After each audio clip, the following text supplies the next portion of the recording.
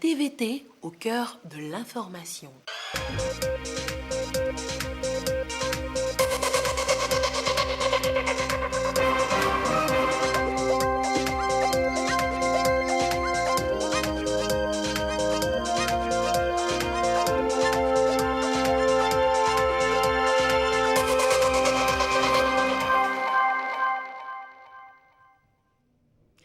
Il est l'heure du journal sur la télévision togolaise. Madame, Monsieur, bonsoir et voici les titres de cette édition.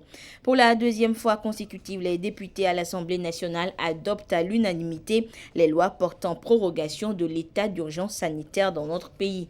Et le quitus a été donné donc à Madame le Premier ministre à la seconde séance plénière. Vous aurez donc les détails de cette séance dans ce journal.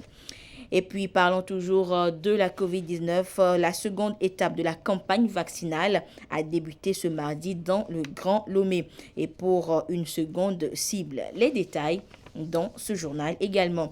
Et nous aurons également d'autres détails sur cette campagne vaccinale et surtout sur les polémiques nées de ce début de l'opération de vaccination dans notre pays avec notre invité du 20h, le professeur Ekwewi Didier, qui est le président du conseil scientifique. Monsieur, professeur, bonsoir. Bonsoir. Et à tout à l'heure. Merci. Le président de la République, Faure Essasim Nanyazingbe, a reçu en audience le représentant spécial du secrétaire général des Nations Unies pour l'Afrique de l'Ouest, Mohamed Ibn Chambas. En fin de mission, est allé témoigner sa gratitude au chef de l'État et lui exprimer sa reconnaissance pour ses efforts en faveur de la paix et de la sécurité sur le continent. Nous l'écoutons au micro de Ramdan Bassina. Le président de la République du Togo, son Excellence Faure Essasim, m'a fait l'honneur de me recevoir aujourd'hui et je le remercie. Ma mission de représentant spécial du secrétaire général des Nations Unies pour l'Afrique de l'Ouest et le Sahel arrive bientôt à son terme. J'ai remercié le président de la République pour sa collaboration et son engagement pour un partenariat renforcé avec les Nations Unies. Je salue la volonté affichée du président d'inclure les femmes dans le leadership politique du Togo.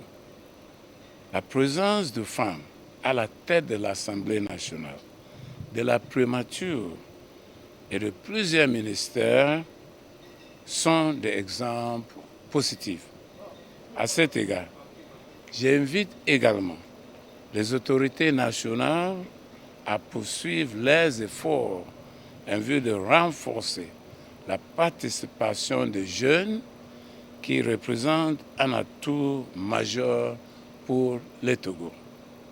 J'encourage le président à persévérer dans sa volonté d'apaisement des relations avec l'opposition à travers l'instauration d'un dialogue qui contribuera au renforcement de la démocratie au Togo.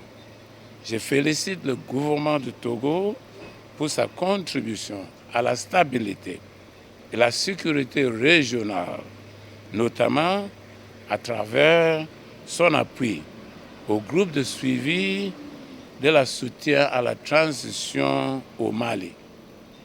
Les mesures prises pour lutter contre la piraterie et l'insécurité maritime, ainsi que la mise en place de comités interministériels de prévention et de lutte contre l'extrémisme violent. Le Parlement a adopté ce jour à l'unanimité les lois portant prorogation de l'état d'urgence sanitaire et du délai d'habilitation du gouvernement à prendre par ordonnance les mesures relevant du domaine de la loi. Et c'est au fin de lutter et plus efficacement contre la propagation du Covid-19 dans notre pays. Nous reviendrons plus en détail sur cette deuxième séance plénière de l'Assemblée nationale dans le courant de cette édition.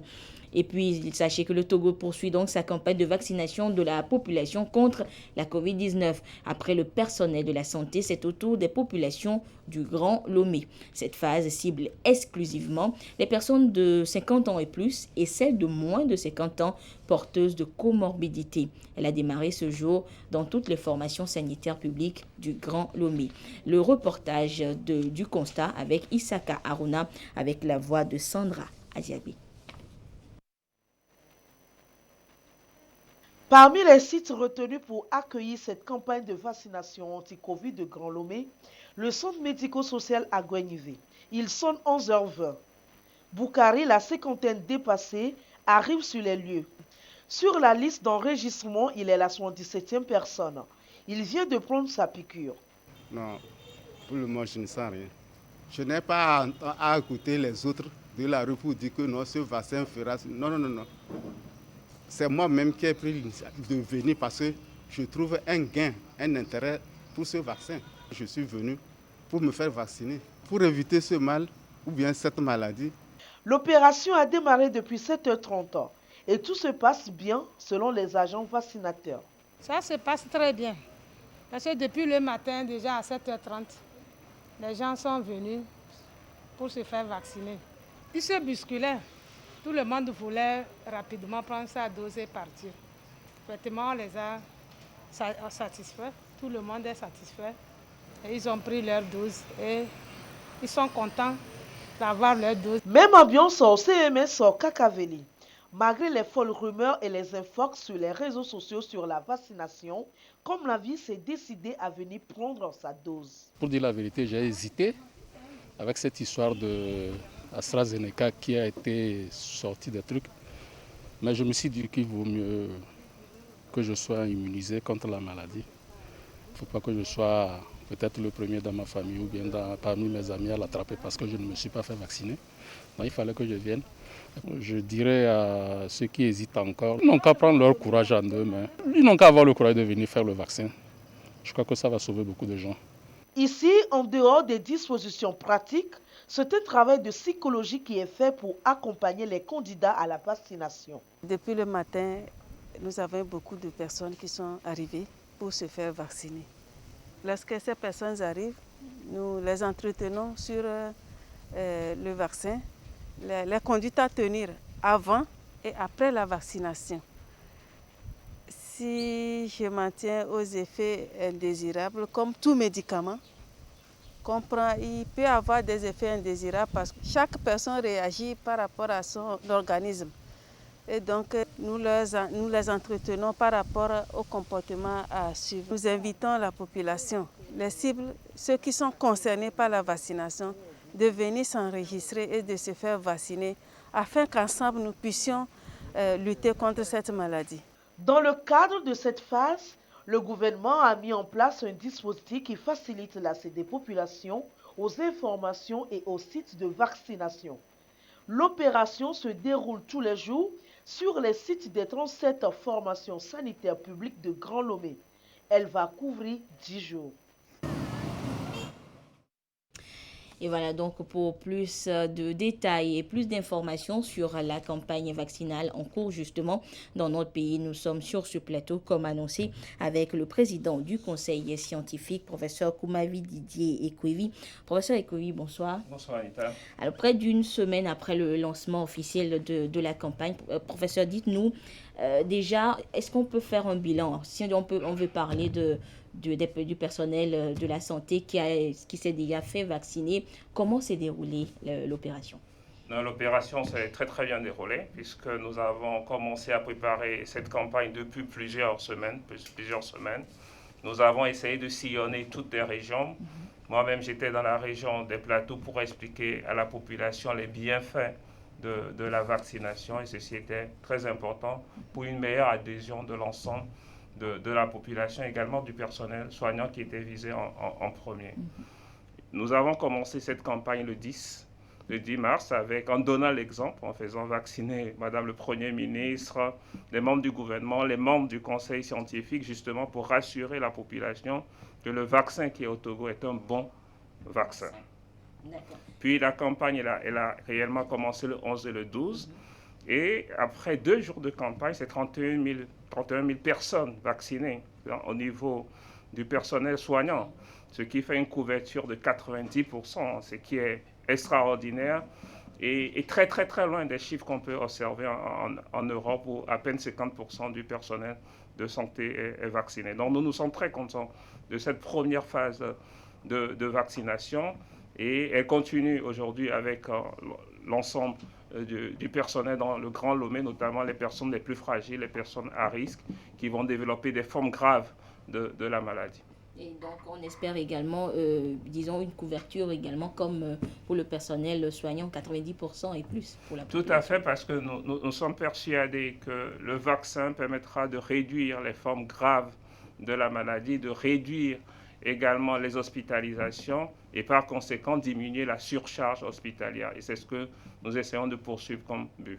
D'accord. Et professeur, l'autre question qui revient sur toutes les lèvres depuis le début de cette campagne justement au Togo, c'est l'efficacité justement du vaccin qui est administré aux Togolais, le vaccin AstraZeneca. Alors, on a reçu plusieurs informations sur les réseaux sociaux.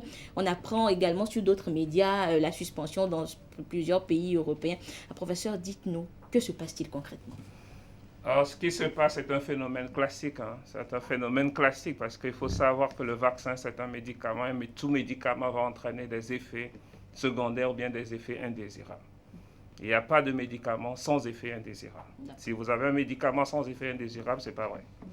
Donc, très récemment, le 11 mars, le lendemain de la campagne, il y a eu des annonces disant qu'on a retrouvé des cas de thrombose. Ce qu'on appelle des thromboses, ce sont des caillots de sang qu'on retrouve au niveau des veines et qui peuvent migrer vers le poumon, entraîner des complications telles que des embolies pulmonaires.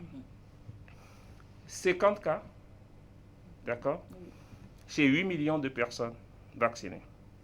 Ce qui fait un cas pour 160 000 personnes vaccinées. Et à partir de là, un certain nombre de pays ont décidé de suspendre. Mais dans ces pays, il y a quatre grands groupes. Il y a un premier groupe que j'appelle les pays qui ont décidé définitivement de ne plus utiliser AstraZeneca. Il n'en existe pas. D'accord. En dehors de l'Afrique du Sud pour des raisons d'efficacité liées aux variants. D'accord. OK. Il y a un deuxième groupe, c'est les pays qui ont décidé temporairement de suspendre la campagne de vaccination. C'est rajouté à ces pays récemment la France et l'Allemagne hier. Oui. Et puis il y a un troisième groupe qui ont retiré des lots du vaccin AstraZeneca. D'accord. Et puis un quatrième groupe, qui sont les pays qui ont décidé de continuer à utiliser le vaccin AstraZeneca. Parmi ces pays, vous avez la Grande-Bretagne, 11 millions de personnes vaccinées. Vous avez la Suède, vous avez la Belgique, vous avez le Canada et vous avez tous les pays d'Afrique qui ont reçu le vaccin Covax. D'accord? Donc, je peux citer le Sénégal, la Côte d'Ivoire, le Ghana, etc., qui ont décidé de continuer à utiliser. Le problème que nous avons en général ici, c'est que lorsque vous avez un signal, parce que lorsqu'on a un événement, on appelle ça un signal. Un signal, c'est quand vous avez le nombre d'événements qui est observé est supérieur à ce qui est attendu. Je répète, le nombre d'événements qu'on a observé est supérieur. Ici, il s'agit de thrombose. Donc, on a 50 cas de thrombose. La question, est-ce que 50 cas de thrombose, c'est beaucoup ou c'est pas beaucoup? Et quand il y a ce signal, on fait d'abord une évaluation.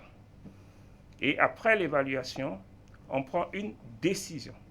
Ce qui n'est pas le cas ici, où le signal n'est même pas défini, n'est pas confirmé, mais on a pris des décisions par principe de précaution. Donc voilà à peu près ce qui se passe. Et on attend un peu les décisions de certaines agences. Comme en France, c'est-à-dire que jeudi, il y aura la décision, mais il y a déjà une conférence de presse de la directrice de l'agence du médicament européen qui a dit le bénéfice observé avec le vaccin AstraZeneca est supérieur, l'emporte largement sur le risque. Juste pour vous caricaturer ce qui se passe. Si vous avez un cas c'est-à-dire vous êtes vacciné, vous avez une chance sur 160 000 de faire un thrombose ou avoir des caillots. D'accord? Mais si jamais vous êtes infecté par la COVID-19, vous avez une chance sur 100 de mourir. D'accord? Et si jamais vous avez 50 ans et plus, vous avez 4 chances. On n'a pas de chance de mourir, vous avez 4 fois plus de risques de décéder. Faites la comparaison. Et le choix est clair à faire. C'est pour cela que nous disons que en attendant ces enquêtes, ce sont des enquêtes de pharmacovigilance, de regarder les 50 dossiers, de les éplucher, de voir s'il n'y avait pas d'autres traitements, s'il n'y avait pas d'autres comorbidités. Est-ce qu'ils sont vraiment dus? Exactement. Et ce lien de causalité ou bien d'imputabilité va se faire avec les enquêtes et on pourra savoir un peu plus. Alors, professeur Ekowi, dites-nous pourquoi c'est justement, ces informations sont données sur le vaccin AstraZeneca justement et pas sur les autres vaccins qu'on a dans le monde également. Il y a des cas de thrombose justement, c'est qu'il y a des cas de thrombose avec le vaccin Pfizer. Il y a une trentaine de cas de thrombose avec le vaccin. C'est le vaccin AstraZeneca Il y a des 30 cas de thrombose avec le vaccin aussi Pfizer. Et que ces effets il faut les documenter, il faut les surveiller. Nous, particulièrement dans le cas du Togo, dès qu'on a lancé l'enquête, le 13, le gouvernement a lancé ce qu'on appelle des études flash, qui permet de recueillir rapidement tous les effets indésirables ou secondaires que nous observons. Et les effets indésirables, il y en a. 7 personnes sur 10 ont présenté des effets indésirables. Et c'est tout à fait normal. C'est tout à fait normal, c'est-à-dire c'est des douleurs au niveau du point d'éjection, c'est des gonflements, c'est de la fièvre, c'est des frissons, etc. Et moi, l'expérience que je tire de cette première campagne, on peut atténuer ces effets en prenant du paracétamol, un antipyrétique sur 1 jour ou 2 jours, juste pour atténuer, etc. Mais il n'y a pas aujourd'hui d'éléments scientifiques pour dire qu'on arrête parce qu'on a observé des thromboses. On attend l'enquête qui ne devait pas être normalement très, très compliquée. On aura une conclusion très rapide. D'accord. Alors, professeur, est-ce que les Togolais devraient s'inquiéter? Ils ne devraient pas s'inquiéter puisque nous continuons par suivre tous les jours tous les effets indésirables observés. C'est ce qu'on appelle dans un jargon un peu plus classique les MAPI. On les suit tous les jours, on collecte des données, on a trouvé des effets aussi assez intéressants, si on peut le dire ainsi, et tout ça sont colligés et on observe. Et nous disons que le jour où il y aura un effet indésirable, inattendu ou bien d'une extrême, dont la fréquence est élevée, ou bien le jour où on va constater qu'il y a effectivement des complications, on va arrêter la vaccination. Pour le moment, nous ne l'avons pas observé. Et nous discutons également avec nos collègues, on n'est pas seul, avec nos collègues de la sous-région. La position, par exemple, de la Côte d'Ivoire, elle est assez claire, c'est que nous continuons. Le Sénégal, nous continuons. Et tous les pays, le Ghana, nous continuons. Donc, nous regardons ces données à la loupe, le jour.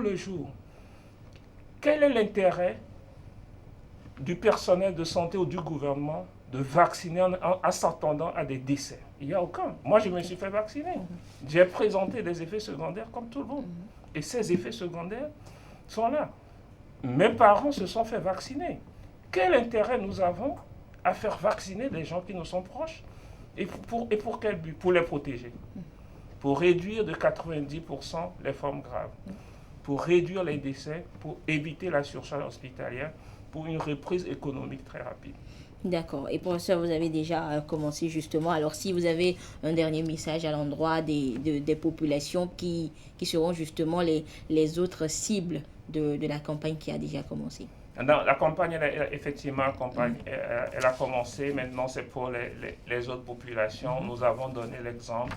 Le personnel de santé a donné l'exemple. Il faut s'enregistrer. Et c'est important de s'enregistrer. Ça permet de documenter les comorbidités. Il faut faire confiance à la science. Et que nous le disons, que la vaccination n'est pas obligatoire, mais fortement recommandée. Et ça, c'est la position du conseil scientifique. Donc, nous invitons toute la population et leur disons que si jamais il y a un effet indésirable, grave, qui devait remettre en cause tout l'effort que nous avons fait jusqu'à présent, nous le dirons et nous adapterons nos stratégies. Pour le moment, la vaccination reste la seule stratégie la plus efficace en complément des autres stratégies que nous avons jusqu'à présent, les gestes barrières, le port de masque, le lavage des mains, plus la distanciation physique et surtout le diagnostic précoce. Si vous avez un moindre signe en lien avec la COVID-19, il faut aller se faire tester. Et c'est ensemble que nous allons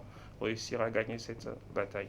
Merci beaucoup au professeur Koumavi Didier Ekwevi, je rappelle donc qu'il est le président du conseil scientifique venu nous donner encore plus d'éclairage sur justement la campagne vaccinale en cours et le vaccin AstraZeneca administré donc au personnel soignant et depuis ce matin à une cible de la population du Grand Lomé. Et on appelle à se faire vacciner contre la maladie. Plusieurs le lancent et surtout ceux qui se sont déjà fait vacciner. Je vous propose d'écouter certains agents de santé et certaines personnes également, personnes civiles qui se sont fait vacciner. Nous avons noté principalement une adhésion forte du personnel de santé. Nous pouvons dire que beaucoup ont compris à travers la sensibilisation l'intérêt de cette campagne de vaccination contre la COVID-19 et y ont vraiment adhéré. Donc si nous prenons les formations sanitaires publiques du Golfe 6, nous avons vacciné au moins 98% du personnel. Ça vient au bon moment. Il y a les réseaux sociaux qui découragent les gens. Mais je profite de cette occasion pour leur dire que le vaccin là, il y a des gens sous d'autres cieux, ils cherchent, ils n'en trouvent pas. Nous, on a la chance, c'est arrivé à notre niveau, on n'a qu'à profiter. Ça fait quelques semaines que nous avons appris l'arrivée de ce vaccin. Et en bon citoyen conscient, il nous faut nous faire vacciner pour être à l'abri du Covid-19. Nous remercions le gouvernement pour avoir tenu à sa parole. Félicitations donc au chef de l'État et à son gouvernement.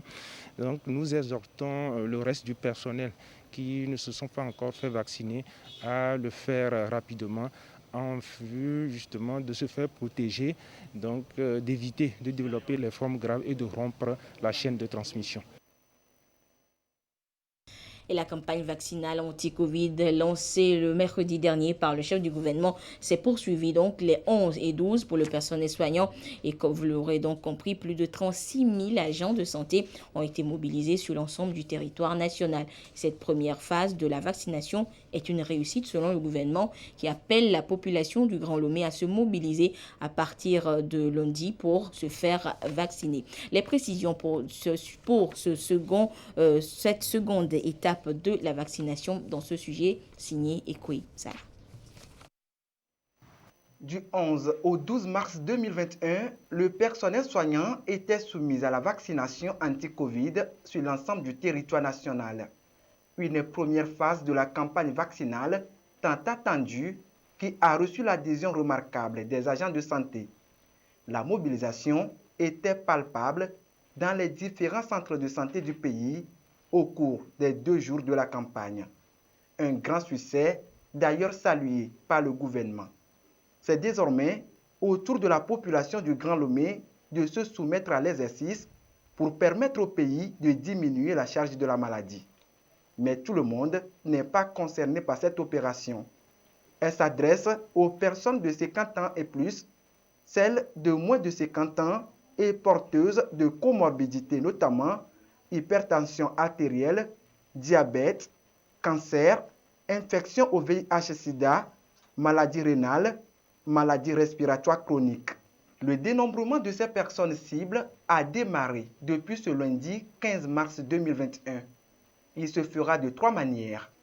Le dénombrement en ligne pour ceux qui le désirent, suivant un lien déjà opérationnel, ou soit dans les 37 formations sanitaires publiques du Grand Lomé, de 7h30 à midi et de 14h30 à 17h.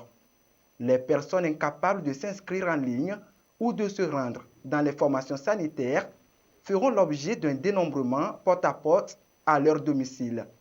Cette opération sera menée par les agents de santé communautaire, rassure le gouvernement. Avec les premières doses du vaccin AstraZeneca, le Togo compte vacciner 78 000 personnes sur l'ensemble du territoire national. D'autres doses du vaccin sont attendues courant le mois de mai 2021. Et à ce jour du mardi 16 mars 2021, la situation de la pandémie au nouveau coronavirus Covid-19 se présente comme suit au Togo. Le nombre de cas confirmés est de 8322. 100 nouveaux cas dénombrés depuis hier. Le nombre de personnes guéries est de 6940. 127 nouveaux guéris depuis hier. Le nombre de cas actifs s'élève à 1285 et le nombre de décès est de 97. Un nouveau décès a été malheureusement enregistré depuis hier et c'est un communiqué signé par le ministre en charge de la Santé, professeur Moustapha Mijiawa. Je vous le disais en début d'édition, le Parlement a adopté à l'unanimité ce jour les lois portant prorogation de l'état d'urgence sanitaire et du délai d'habilitation du gouvernement à prendre par ordonnance des mesures relevant du domaine de la loi. C'est au fin de lutter plus efficacement justement contre la propagation du Covid-19 au Togo. Et Victoire Toméga-Dogbé, le Premier ministre, a vivement remercié les députés pour lui avoir accordé cette autorisation. Les précisions avec Edem Soussoupo. Elle vient d'un pas rassurant solliciter l'adhésion de la représentation nationale pour une deuxième prorogation de l'état d'urgence sanitaire au Togo. La chef du gouvernement, Victoire Toméga-Dogbé, face aux députés, a donné les raisons qui nécessitent cette démarche. Avec à leur tête Yawa Tchegan Digbodi, les parlementaires ont à l'unanimité adopté les projets de loi autorisant la prorogation de l'état d'urgence sanitaire au Togo et la prorogation du délai d'habilitation du gouvernement à prendre par ordonnance les mesures relevant du domaine de la loi. L'état d'urgence sanitaire est donc prorogé pour une période de 6 mois à compter de ce 16 mars 2021. Cette prorogation permettra au gouvernement de maintenir la vigilance et d'adapter la riposte suivant l'évolution de la pandémie. Je voudrais saluer le courage et l'audace des honorables députés dans l'adoption de ces deux lois. Nous devons donc rester mobilisés et engagés à continuer, surtout continuer à échanger avec les honorables députés pour que nous puissions améliorer les différentes actions entreprises. Je voudrais le redire ici, notre préoccupation reste la protection de nos populations et dans ce sens, nous invitons les uns les autres à se mobiliser pour que nous puissions arriver à ralentir considérablement la propagation et permettre que nos activités puissent reprendre. Et cela est très important, cela tient à cœur au chef de l'État. Ainsi donc, nous pouvons collectivement reprendre la marche de notre pays vers le progrès sous le leadership du chef de l'État, son Excellence M. Faure et Sœur Zimna Nyassimbe.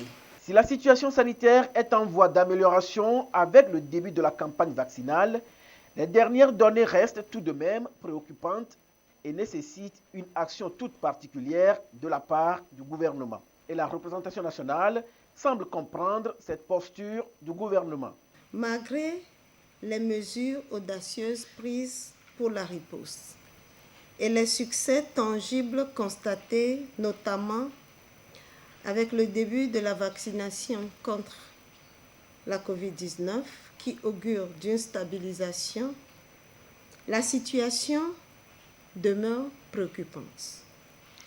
Voilà autant d'éléments factuels qui justifient que le gouvernement sollicite de nouveau de l'Assemblée nationale la prorogation du délai d'habilitation législative et l'autorisation de la prorogation de l'état d'urgence sanitaire pour une nouvelle période de 6 mois.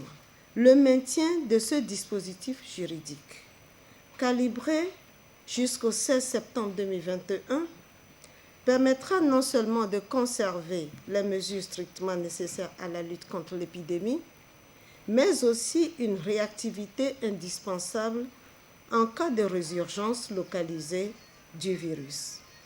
Il s'agit d'un dispositif juridique adapté et proportionné qui concilie l'objectif de valeur constitutionnelle de promotion de la santé, consacré par l'article 34 de la Constitution, avec la protection des autres libertés fondamentales de nos concitoyens.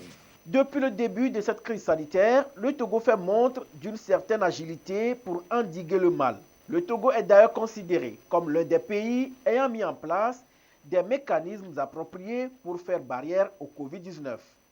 Les plus hautes autorités du pays sont ici félicitées pour cette rapidité dans l'action. Je voudrais ici saluer les efforts du gouvernement sous la très haute direction du président de la République, Son Excellence M. Faure Essozimna Gnassingbé, visant à doter notre pays d'un système de santé approprié à la menace, tout en maintenant la bataille pour la préservation des acquis de la croissance soutenue engrangée par notre pays depuis ces dernières années.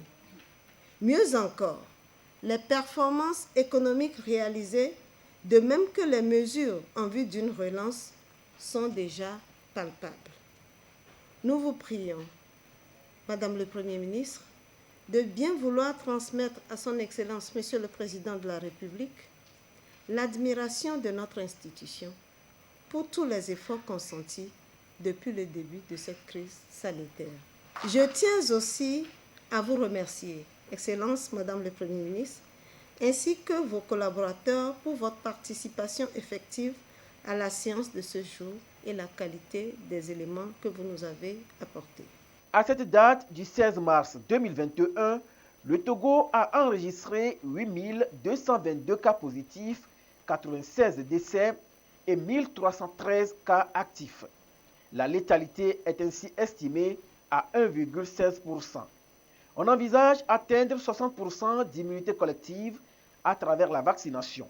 Mais il est rappelé aux parlementaires de continuer la sensibilisation dans leurs différentes circonscriptions pour une adhésion massive autour du vaccin. Cette deuxième séance plénière offre également l'occasion de remplacer certains députés décédés ou qui se sont absentés sur une longue période sans motif. 4 nouveaux ont été accueillis. Vous êtes travailleur migrant au Togo, au Ghana ou au Nigeria. Sachez que des dispositions se mettent en place pour vous permettre une meilleure insertion dans votre pays d'accueil. Et c'est l'objectif d'un projet qui vient d'être lancé à Lomé. Arlette Lerempo et Abidé Gnassingbé pour des précisions. Le Ghana, le Nigeria et le Togo, ensemble pour harmoniser les normes de compétences professionnelles pour le métier de leveur de volaille. Il s'agit d'élaborer des principes à même de permettre aux travailleurs migrants dans ces 3 pays de faire valoir leur diplôme pour une meilleure intégration dans la population active. Pour la phase pilote de ce projet, 3 métiers seront pris en compte. Le Togo travaille sur le leveur de volaille. Les autres pays, le Ghana, le Nigeria, ils vont travailler sur la maçonnerie et la plomberie. Et après, les 3 pays mettront ensemble les documents élaborés et vont être expérimentés dans les 3 pays. Et donc, il y aura une cohorte de jeunes qui sera recrutée et formée avec les documents élaborés. Donc, il y aura des discussions par après pour voir quel type de certificat, quel type de diplôme délivrer aux bénéficiaires qui seront formés sur cette initiative. C'est dans ce domaine que les migrants qui se déplacent, c'est dans ce secteur-là qu'on les trouve beaucoup plus au Ghana, au Nigeria et au Togo. De façon spécifique, il sera question d'élaborer le référentiel des activités professionnelles, de décrire les unités de compétences et faire une description générale de la qualification de ces métiers. Et le Togo attache du prix à cette initiative. Aujourd'hui, le gouvernement togolais a placé l'agriculture, l'agro-industrie comme pilier du développement socio-économique de ce pays. La majorité des jeunes peut profiter de cela. Nos populations s'immigrent et s'émigrent. Vous allez trouver des Togolais au Ghana en grand nombre, au Nigeria, de même que les 2 autres pays qui viennent ici en grand nombre. Et très souvent, leur intégration dans la population se pose pose quelques problèmes parce que ce ne sont pas des cadres. Ce sont souvent des jeunes qui ne sont pas forcément diplômés, qui vont travailler ou viennent travailler dans le secteur agricole, l'élevage et la culture. L'Organisation internationale du travail, OIT, accompagne cette action qui se situe dans le cadre du projet appui à la libre circulation des personnes et à la migration en Afrique de l'Ouest. Et nous évoquons une fois encore la journée, ou plutôt le mois de la femme, le 8 mars, célébré au sein de la 2e région militaire du Togo. Une initiative pour appeler le personnel féminin des forces armées togolaises à œuvrer pour un réel leadership. Voyons cela avec Nestor Mozo depuis Kara. La journée du 8 mars est consacrée à la célébration de la Journée internationale des droits de la femme. Depuis quelques années au Togo, les forces armées comptent en leur sein un personnel féminin. Pour cette 44e célébration de la Journée internationale des droits de la femme, la haute hiérarchie militaire a voulu honorer celles qui font partie des corps habillés. Une manière pour leur témoigner sa reconnaissance pour leur libre engagement pour la cause de la nation. Cette manifestation s'est tenue à Kara et les participantes sont issues des différents corps et régiments de la 2e région militaire qui va de Blita à Saint-Cassé. Les échanges ont tourné autour du leadership féminin au sein des forces armées togolaises FAT. Nous évoluons en galant, donc c'est tout à fait normal que nous participons également ou prenions également des postes de responsabilité. Et pour ce faire, il faut qu'on se distingue par notre compétence et par notre travail. C'est avec seule l'excellence que nous pouvons mériter ces places et que la haute hiérarchie militaire nous fera confiance et nous confiera ces postes-là. Dans son message adressé au personnel féminin des FAT de la 2e région militaire, message présenté par le colonel Passou Tchakbera, commandant cette région, la ministre des Armées, Mme Marguerite Essoazemna Nyakade, a souligné que pour les FAT fortement engagés dans le processus de féminisation de leur effectif, la promotion du genre féminin constitue un objectif stratégique à atteindre absolument. Elle a précisé que la question du leadership des femmes qui transparaît dans le thème général retenu par ONU Femmes, qui est leadership féminin pour un futur égalitaire dans le monde de la Covid-19, appelle à une réflexion sur la place du personnel féminin au sein de l'institution militaire. La ministre des Armées a relevé qu'il s'agit de se fixer sur les questions spécifiques relatives à la participation pleine et effective des femmes à la prise de décision au sein des armées, à la culture de l'excellence dans le métier des armes, ainsi que celles liées aux violences basées sur le genre. Et par voie de communiqué, le ministre de l'Enseignement supérieur et de la Recherche porte à la connaissance des candidats au concours à l'École normale supérieure d'Atakpamé, session du 29 décembre 2020, qu'ils sont informés donc que les résultats provisoires du processus sont disponibles et peuvent être consultés au lieu ci-après à compter donc de ce jour, le mardi 16 mars 2021.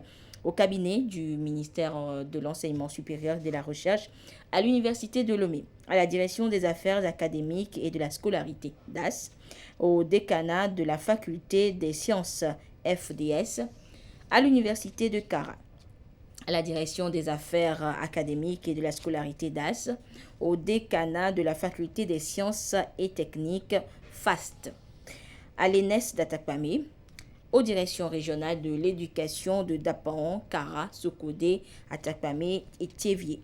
Par ailleurs, le ministre invite les candidats admissibles au dit concours à se présenter à l'École normale supérieure d'Atakpamé les 29 et 30 mars 2021 à 7h pour l'entretien psychopédagogique.